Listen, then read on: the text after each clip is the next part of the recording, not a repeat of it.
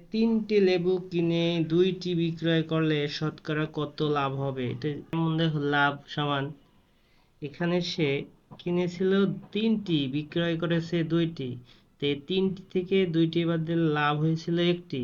কয়টির ভেতর থেকে লাভ হয়েছিল? 2টির ভেতর থেকে ভাগ 2, শতকরা মানে গুণন কত? 100। তে 2 এককে 2, এইটারে যদি আমরা কাটাকাটি করি কত পাবো? 50, কারণ 50 দুগুণে 100, এই একের সাথে 50 গুণন করলে হয় 50। তার মানে আমাদের লাভ হয়েছে কত? 50%। উত্তর। টাকায় 6টি লেবু ক্রয় করে টাকায় 5টি লেবু বিক্রয় করলে লাভের হার কত? গুণন 100। 5 একে 5, 5 বিশে কত? 100।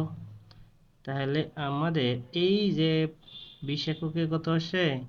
20। দেখো কোথায় 20 আছে? খ, এটাই উত্তর।